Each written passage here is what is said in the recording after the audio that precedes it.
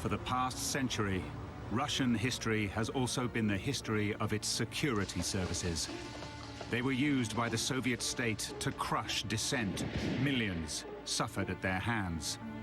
But while many things may have changed in today's Russia, its security network is arguably stronger than ever. And the reason behind that is the rise of a lowly lieutenant colonel to president of this vast country. I know the KGB better than anyone else because I was part of the inside circle. This is the story of the KGB, told by its veterans and its victims.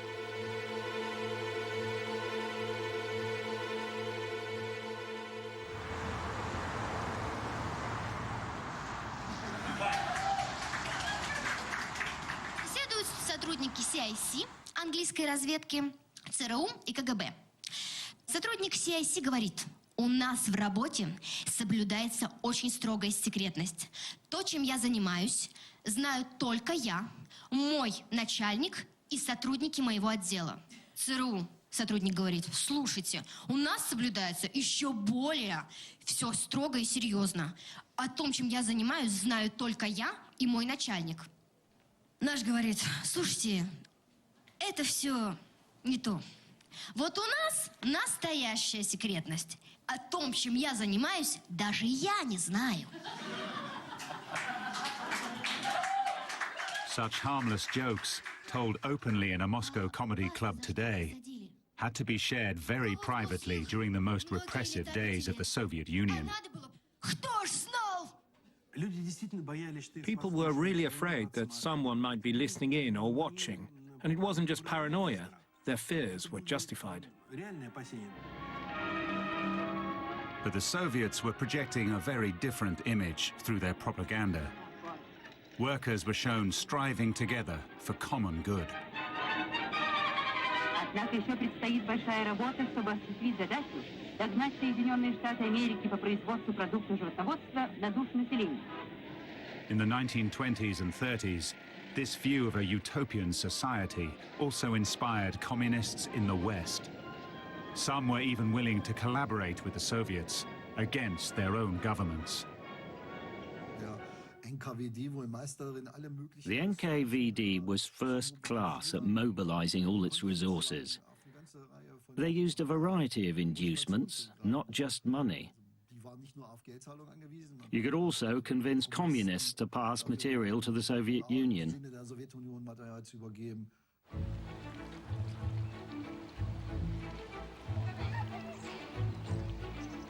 Nowhere would prove more important to Soviet intelligence than a leafy English university town just 80 kilometers north of the capital, London. When the KGB looked at Cambridge, I don't think they could believe their luck. It was a very small establishment where a very small number of people were educated for all of the highest positions in British government. It was here, amongst what largely represented the arrogant elite of the English class system, that the Soviets recruited the most notorious spy ring in history, the Cambridge Five. This small group of people were highly corruptible, highly recruitable. Many of them were communists. Many of them had all kinds of vices which could be worked upon and used against them in forms of blackmail. Most of them were very eager as well to work for the Soviets. They don't see at this moment in time that they're lending help to a monstrous superpower. They see themselves as helping out a plucky, small socialist state which is surrounded by enemies.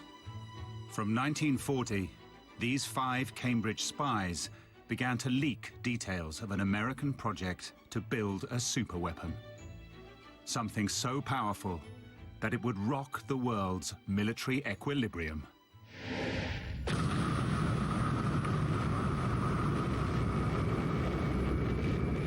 So when America detonated the world's first atomic bomb, Stalin didn't flinch. KGB spies were already supplying intelligence, ensuring the Soviets would have their own bomb in the shortest possible time. There was a decision by Stalin to concentrate on the atomic project, And then there was this, the plan we made, Enormous it was called. Operation Enormous was run by Stalin's security chief, Lavrenty Beria. Beria was important because he understood what kind of information was needed. They could see that the American bomb worked, and that's why they quickly decided to do it the American way. They already had so much material that they just had to reverse engineer it. Soon after the war, the Soviets accelerated their own nuclear program. The job of reverse engineering fell to physicist Igor Kurchatov. Each evening, Kurchatov would go to an office at the Lubyanka to study papers gathered by spies in the West. A team of secretaries transcribed and translated each new revelation. Hard technical data was now supplied by scientist Klaus Fuchs, a communist who had fled Nazi Germany in 1933. He was a key contributor to the American bomb program, the Manhattan Project. Klaus Fuchs was committed to helping the Soviets get the bomb, more in many ways out of a sense of fairness than out of a sense of loyalty to the Soviet state. He didn't believe that this was a weapon that should be possessed by the West alone. In August 1949, 3 trains raced across the Soviet Union towards the Kazakh steppes, where the first test was planned. One carried scientists and security personnel, including Lavrenty Beria. Another carried soldiers. And the last carried an atomic bomb. Almost an exact replica of the American bomb which had destroyed Nagasaki.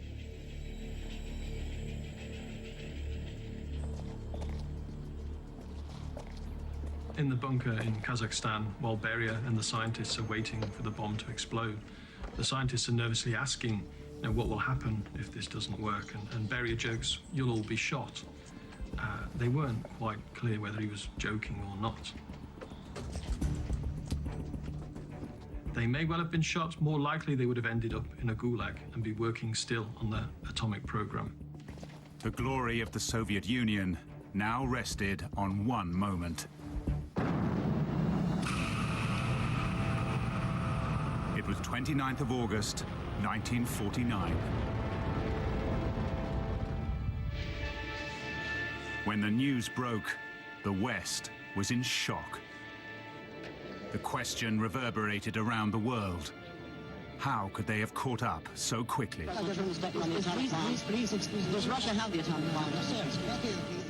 And even today, disputes remain as to whether it was the scientists or the spies who played the major part. There was a debate between spies and atomic scientists about who made the bigger contribution. There's no need to play down either role.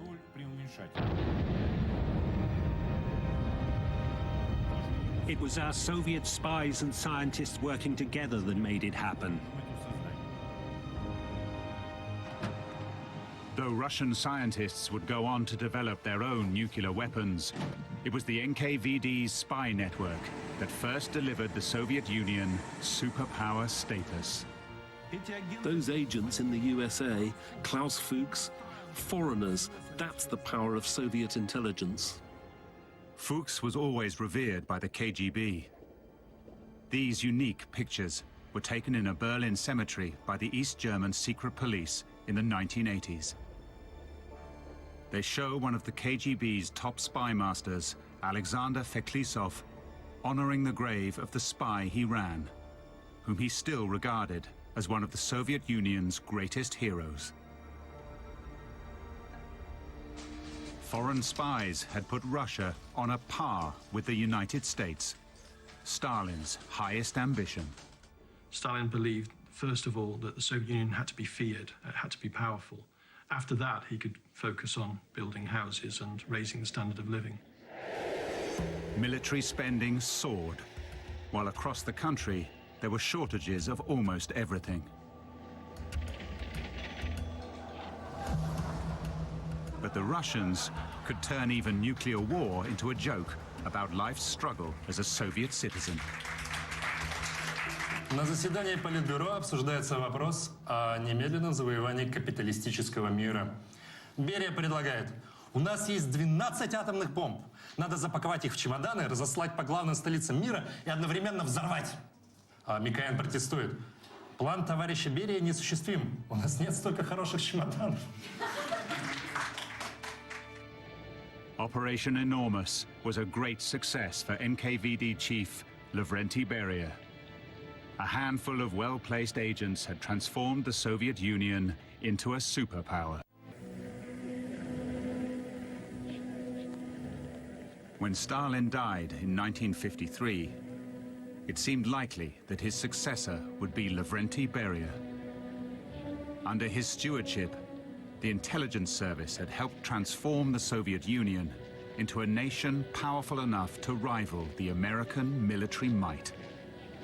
Дорогие товарищи и друзья, трудно выразить словами чувство великой скорби, которые переживают в эти дни.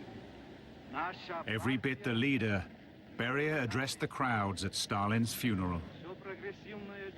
But he hadn't reckoned with the ambition of the man on his left, Nikita Khrushchev, another high-ranking party official.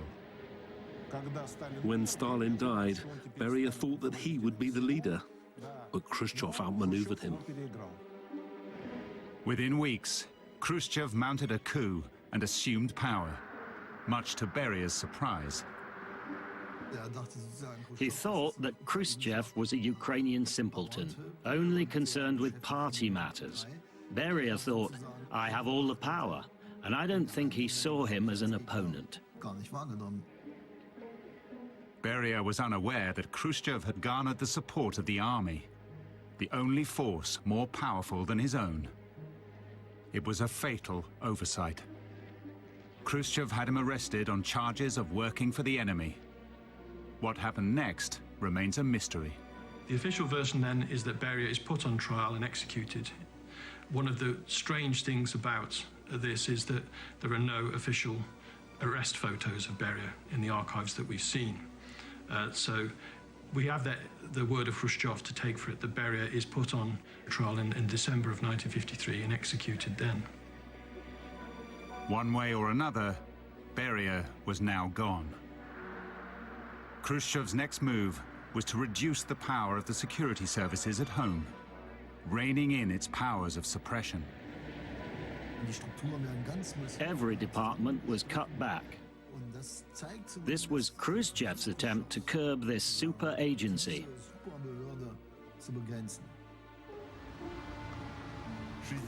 64,000 workers were sacked from state security. They were ridiculed and humiliated. They called them Beria's dogs and things like that. You can imagine how it weakened our organization. For those loyal servants inside the KGB, Khrushchev was a traitor. I can't see Khrushchev's work in any other way. My conscience, my inner core and experience as a KGB officer won't allow it. For others, it was the welcome arrival of a leader who appeared to believe in greater freedom. He had something humane about him. He would have been a good man if he hadn't been spoiled by communist propaganda. All those Marxes and Engelses and all that rubbish.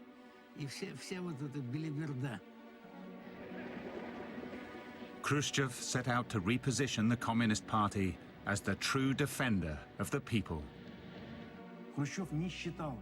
Khrushchev saw no point in punishing everyone with anti-Soviet views. That's why the number of arrests was lower than under Stalin.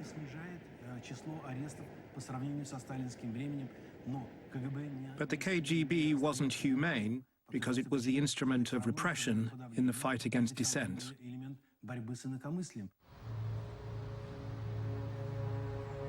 Despite orders from the top to show more leniency towards political dissent, the security forces soon found other, more discreet ways to punish prisoners.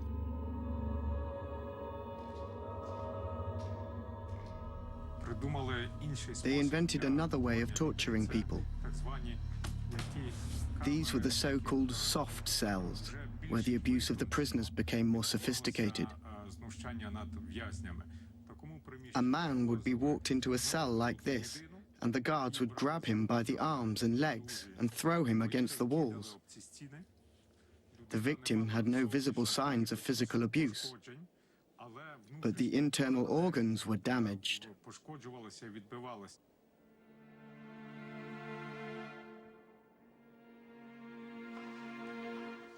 Both these men served time here for anti-Soviet activities, but they had very different experiences.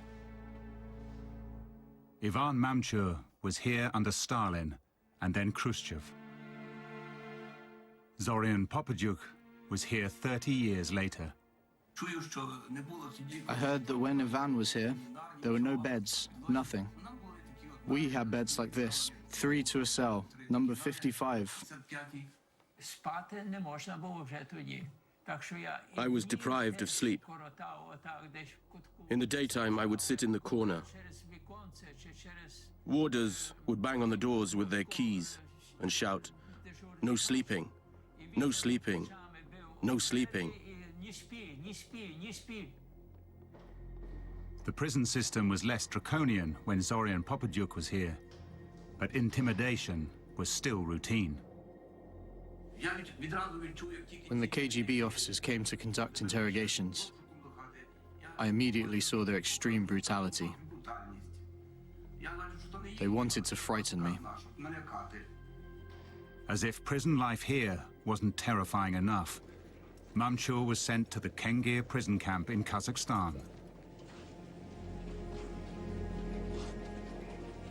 In 1954, prompted by Stalin and Beria's death the previous year, and the promise of reform under Khrushchev, inmates here and at other camps began to demand their basic rights.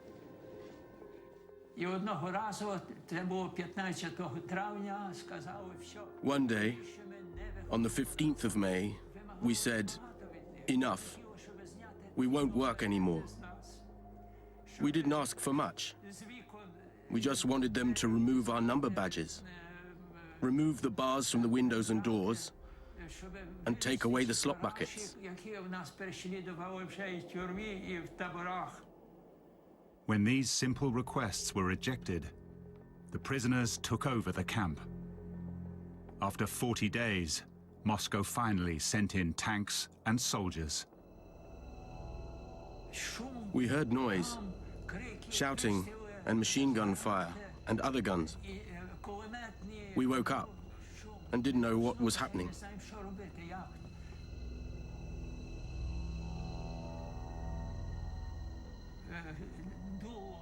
They pushed their guns through the windows of the barracks and opened fire. The noise of the gunfire was deafening.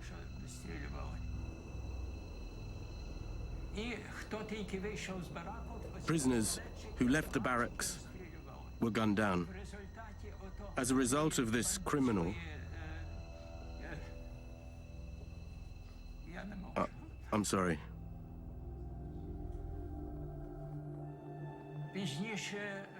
Later, it was estimated more than 600 people were killed and wounded that day.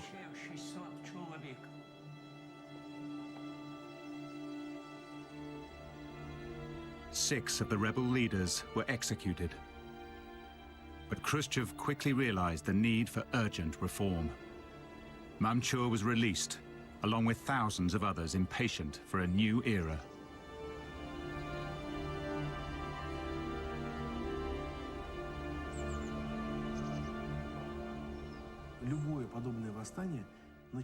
These uprisings start because of unfulfilled promises by the state.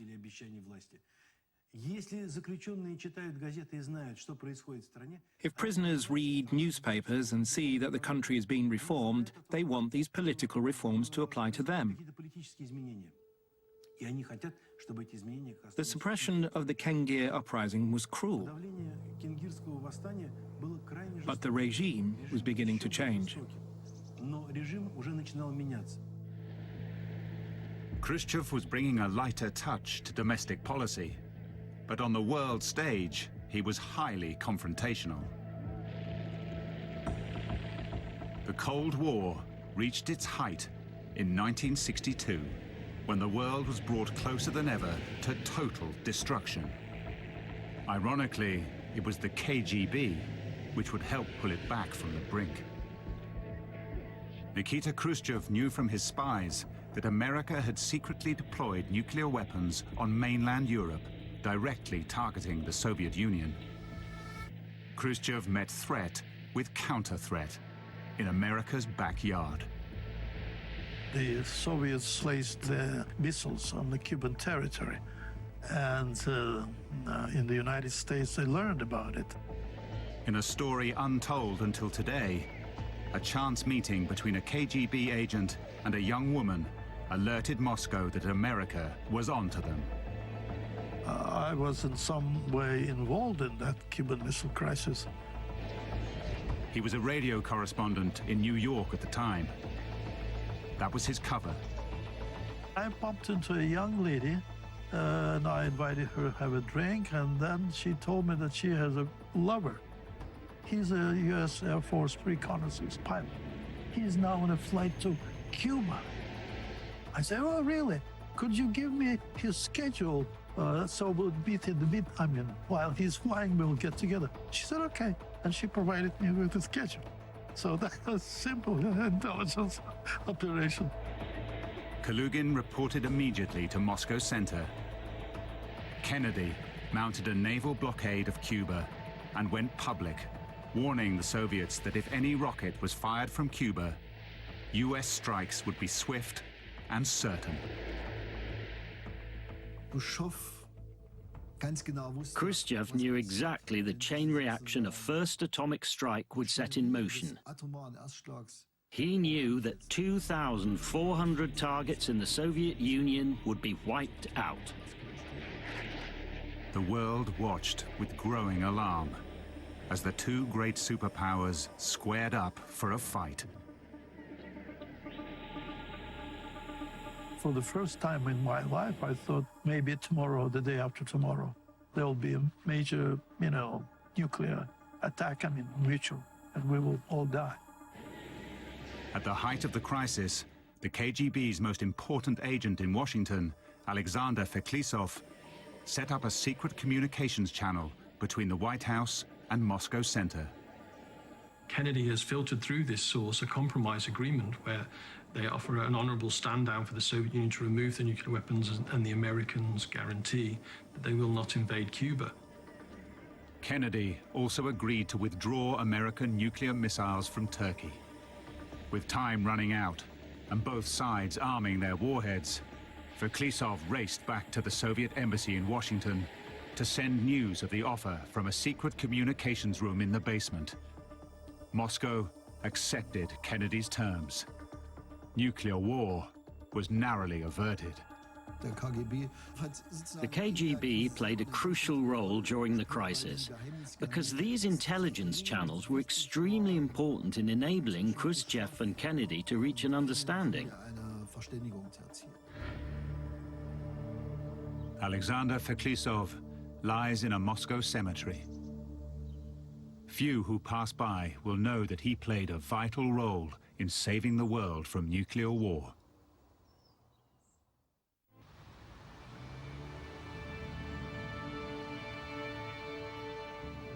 The Soviets had achieved stalemate with America because their network of foreign spies helped arm them and kept them informed. The Cambridge 5 moles had all risen through the ranks of the British Civil Service.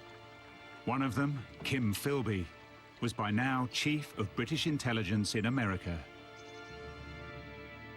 He was actually training recruits to be deployed in Moscow, only to betray them, leading to their inevitable execution. It simply didn't occur to his bosses in London that one of their own kind could ever be a spy.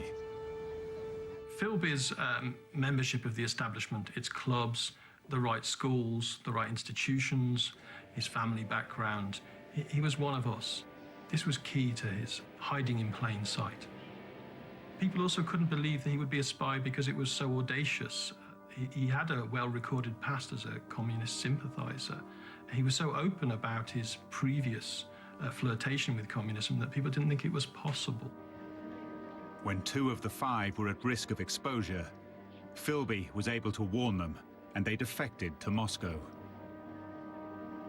When he fell under suspicion himself, he displayed extraordinary bravado, holding a press conference in his mother's London home. The last time I spoke to a communist, knowing that he was a communist, was sometime in 1934. A sheen of sweat is quite visible on his face. He keeps using his tongue to lick his back teeth.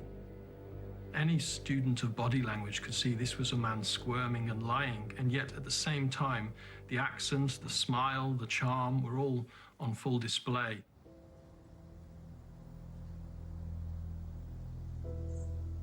Philby was not a traitor, of course. He was an inspiration, a hero. He was informing us a lot. Mikhail Lubimov, a KGB colonel and spy master, knew Kim Philby well. Philby was a very nice man. He was a dedicated old-time communist, completely different from the communists who were in the Soviet Union. Philby failed to cast off suspicion, and in 1963, after a tip-off that he was about to be arrested, he fled to Moscow. But he'd been too used to the high life in the West. Now he was in for a shock. For him, life in Soviet Russia was mundane. First time I met Philby, he was drunk. And unfortunately, that was his problem. But he had nothing to do else, and he would drink and reminiscence about the old days. Luckily, former KGB General Oleg Kalugin understood what Philby was going through. He'd spent almost a decade himself spying in America. When Kalugin became head of counterintelligence in Moscow, he had to find ways to keep his most illustrious spy on side. I made several arrangements for him. Among those arrangements, Kalugin organized soirees to overcome Philby's loneliness. Young Russian women were introduced. Of course, some of the ladies would be instructed to get in touch with him. That really made him back to life again. Once again enjoying his private life, Philby would go on to serve the KGB as a trainer. I must thank you personally all for your very noisy and for warm reception. As late as 1981, he was filmed briefing the East German secret police, the Stasi, on his penetration of British intelligence. It was made perfectly clear to me that the best target in the eyes of Moscow would be the British Secret Service. It wasn't the only target, but it was the most important one to aim at. He coolly outlines the routine tradecraft delivering classified documents to his Soviet handler. And take the files back early in the morning and put them back in their place.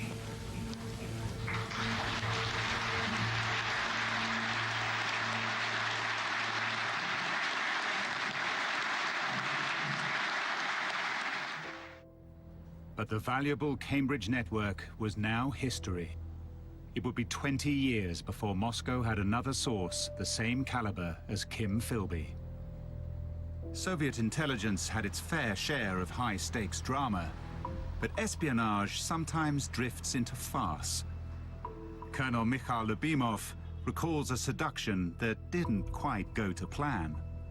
The American girl who was considered to be a CIA girl, and I was put to live in the wonderful posh hotel in Moscow where she stayed too. A tiny camera had been concealed in the wall behind an open-backed chair. The footage would be used to blackmail the CIA operative. And then we started making love. And quite suddenly, a telephone rings, just at the peak, I would say, of this wonderful session. And my KGB man, he says, "Move the chair, put away the chair." When undressing, I put all my clothes on the chair, and the chair just closed the view of this wonderful scene.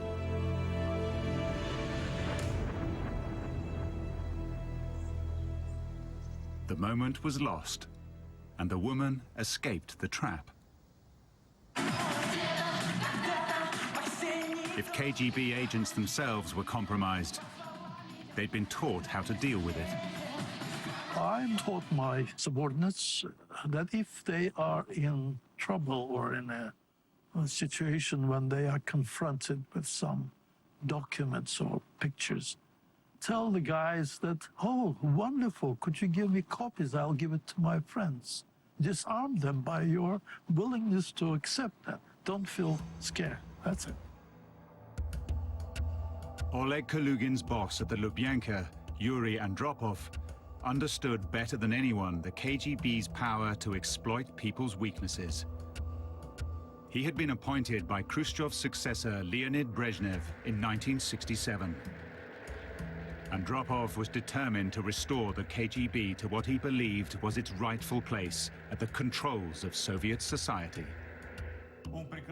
He understood very clearly what Khrushchev had done with the security forces. They had no authority in society, people had no respect for the service in general or its agents. To cast the service in a better light, Andropov commissioned movies and novels featuring daring agents infiltrating Nazi high command, all for the glory of Mother Russia. He restored the prestige of the security forces and recruited intelligent personnel. At the same time as rebranding the service, Andropov set about reversing many of the freedoms gained under Khrushchev. He was a hardliner through and through. Andropov believed that any element of dissent, anything, could eventually lead to something much bigger. In 1968, Czechoslovakia, an ally of the USSR, seemed to be drifting away from Soviet-style communism. The Prague Spring gave rise to hopes for more freedom. Hardliner Andropov used agent provocateur to plant arms caches as proof of a Western-backed conspiracy, then used this as a pretext for invasion. Oleg Kalugin received a secure cable in Washington. By now, he'd risen to chief of KGB station there. The message amounted to a diplomatic bombshell. It said that tomorrow the troops of the Warsaw Pact will enter Czechoslovakia to crush the counter-revolutionary Western-sponsored revolt. And please inform the ambassador and prepare for potential troubles around the embassy. The Soviet ambassador was Anatoly Dobrinin, a genial diplomat, as popular with the Americans as he was at home. I called the ambassador and showed him the cable from Moscow. I was really risking my reputation or career. I said, "Fools." But the ambassador's reaction was totally unexpected. He said, "Idiots." That was Ambassador Dobrinin's reaction to Soviet invasion of Czechoslovakia.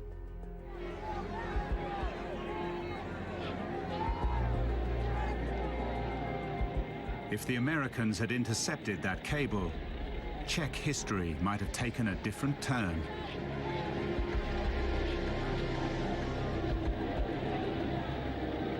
Russian humor suggests that it wasn't only the Czechs that yearned for more liberal times. Чех говорит, ты ворвался ко мне ночью, разогнав мое правительство. А если бы я так поступил с тобой? Советский солдат, товарищ, приходите поскорее.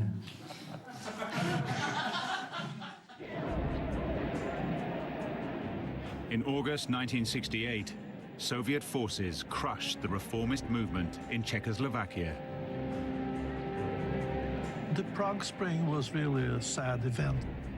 quite a few people that were disgusted by the fact that the Soviets viewed Czechoslovakia as if it's part of the Soviet Union.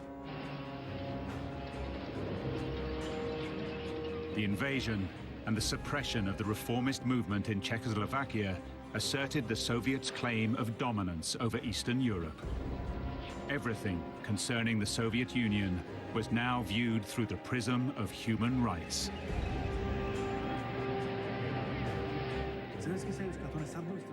While on one hand, the Soviets declared themselves the most just society, they did things that other countries found unacceptable. Soviet policy in relation to dissidents became the center of world attention. In 1975, after international negotiations, the Soviet Union agreed to sign up to a diplomatic agreement called the Helsinki Accords, which included respect for human rights.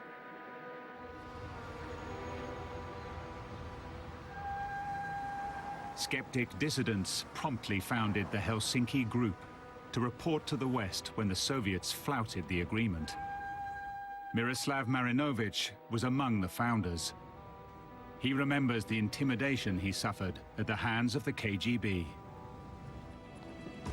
As soon as I came out from the house, the car that was standing nearby switched on the light, and I was going in the light of a car,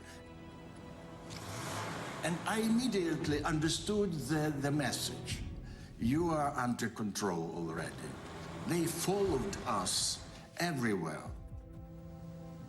When intimidation didn't stop him, Marinovich was arrested and sentenced to 7 years at Perm 36, one of the most notorious Siberian labor camps. Amongst many activists there was Semyon Gluzman.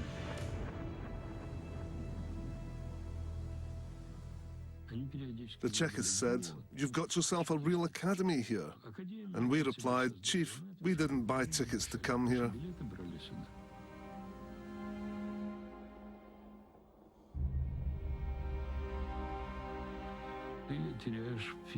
It affects you physically and mentally, but you try to preserve your human dignity. Sometimes I would tell myself, they put me in here for nothing. They have all their nuclear weapons and the whole world is afraid of them. But I'm not afraid of them.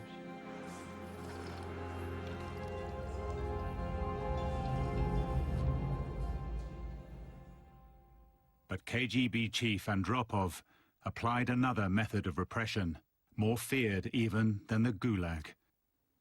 One of the means he used to undermine dissidents was to lock them up, not into prisons, but into psychiatric institutions. And this was done partly from a PR point of view.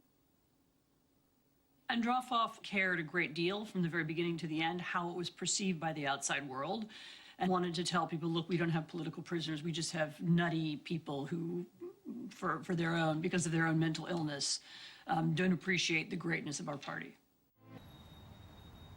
At the Serbsky Psychiatric Institute in Moscow, dissidents were diagnosed with an invented condition: sluggish schizophrenia. Sluggish schizophrenia is certainly a very shameful episode in the history of Soviet psychiatry, as it is the psychiatrists themselves that come up with this concept in the early 1960s. Effectively, if someone didn't believe in Soviet values, then they must be mad. At the Institute, they knew they could even diagnose a lab rat with schizophrenia. It didn't matter to them. Gluzman was a psychiatrist himself, and it was his denunciation of the practice that got him sent to Perm 36 in the first place. In Siberia, he was inspired by a fellow inmate to write an exposé of life for psychiatric patients. The work had to be smuggled out, one chapter at a time. We had skilled calligraphers who wrote in tiny letters on little strips of paper, which were rolled up and then, concealed in the anal orifice. But But the writing was already on the wall for the Soviet Union. The number of dissidents was growing rapidly, and the economy was stagnating.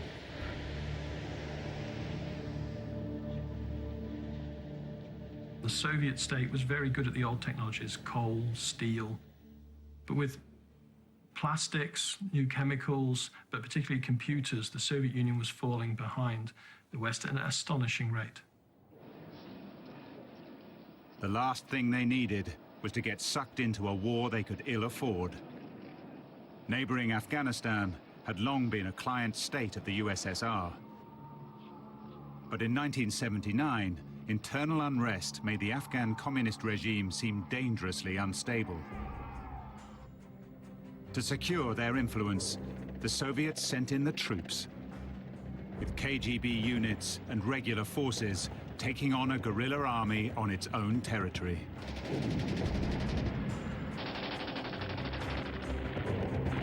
The Soviet leadership made the basic mistake of seeing its military superiority as the key to its success in Afghanistan.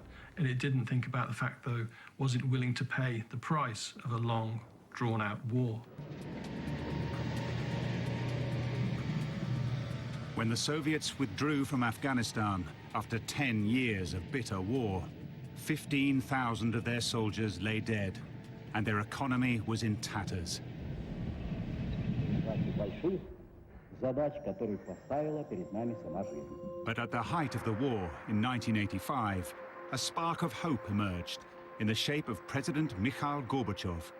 He introduced reform, known as perestroika.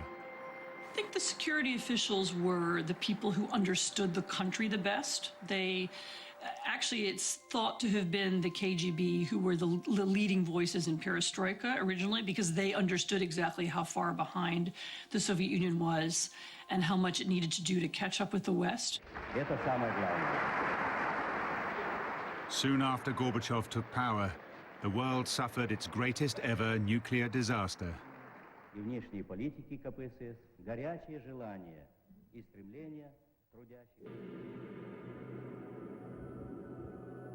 On the 26th of April 1986, Chernobyl's nuclear reactor suffered a power surge, releasing lethal radiation. Yet it was a catastrophe the KGB had tried to prevent.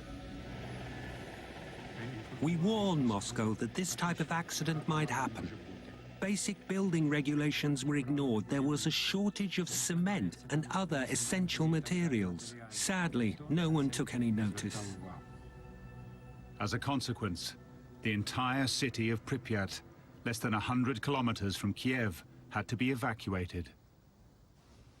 Andrei Kohut, director of the KGB archive in Kiev, has uncovered alarming safety alerts raised by KGB agents long before the catastrophe occurred. The KGB reported on these issues, but the Communist Party ignored them.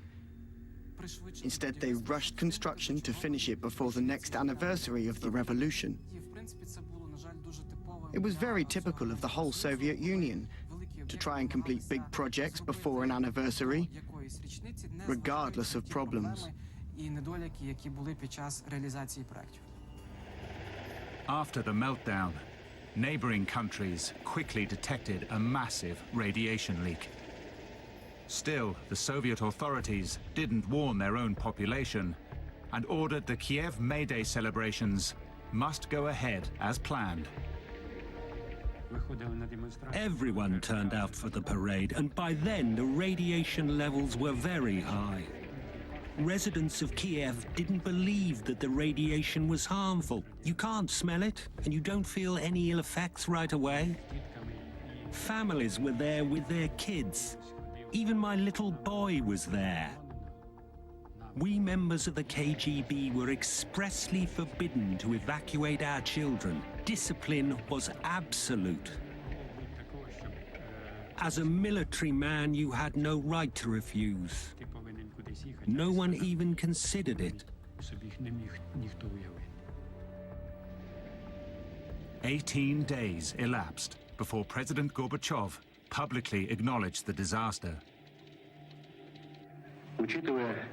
чрезвычайный и опасный характер того, что произошло в Чернобыле. Политбюро взяло в свои руки всю организацию работы по быстрейшей ликвидации аварии, ограничению ее последствий. Огромную долю работы и ответственности взяли на свои плечи партийные, советские и хозяйственные органы Украины и Белоруссии. На сегодня 299 человек госпитализированы с диагнозом лучевой болезни разной степени тяжести. 7 из них скончались. The true figures are wildly different. The Chernobyl Museum in Kiev commemorates the thousands affected by this entirely avoidable calamity, many of them children.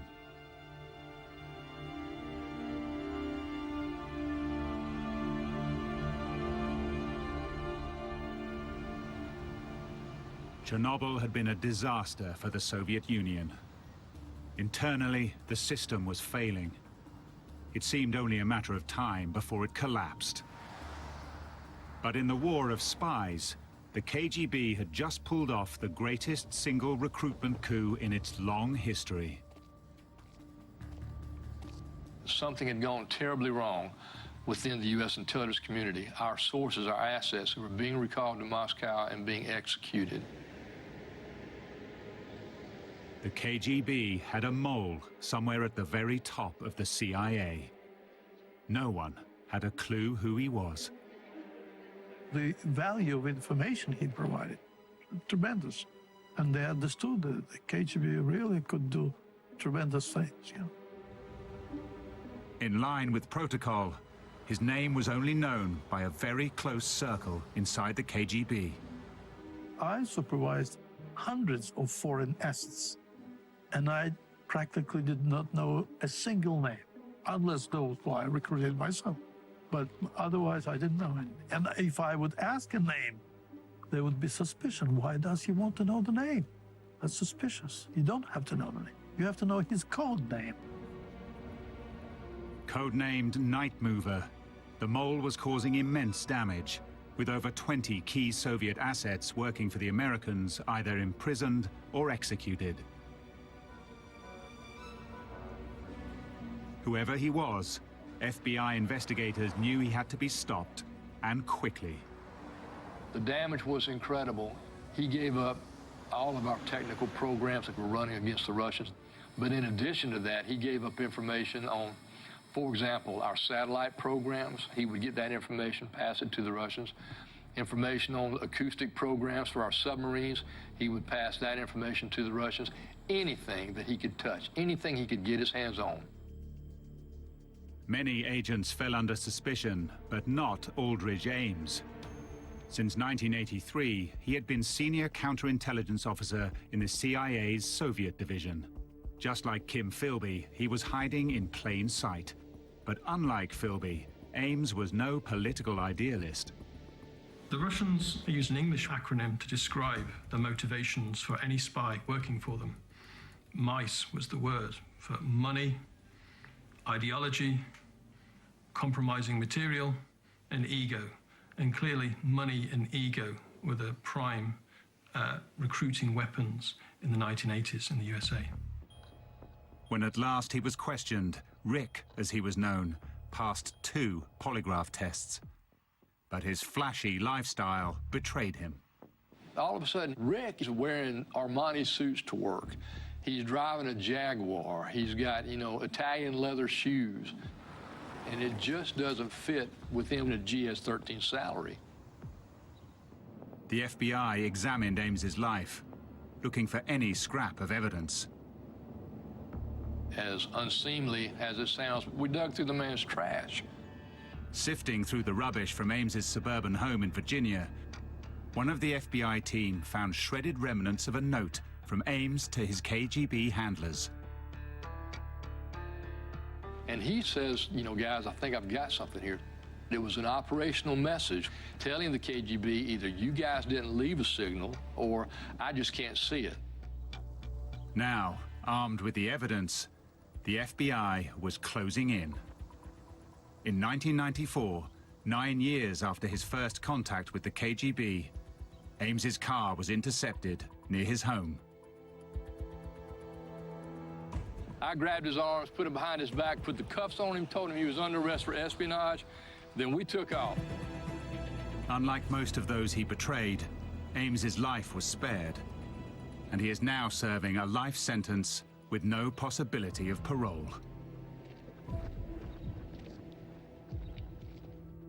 After a lifetime battling America's enemies, Dale Spry can't hide his admiration for his old adversaries, the KGB. I did respect them. I wanted to learn from the KGB, their tradecraft. One lesson from the Ames case was that the KGB's most valued tradecraft tool was its people. You may have thousands of gadgets and high technology. Humans are the ones who stand behind everything. For 70 years, the KGB had been a loyal servant to the Communist Party. But in the post-Soviet era, the security services would need a new champion. He would arrive in the shape of a little-known agent from St. Petersburg. And under his leadership, the KGB would become more powerful than ever.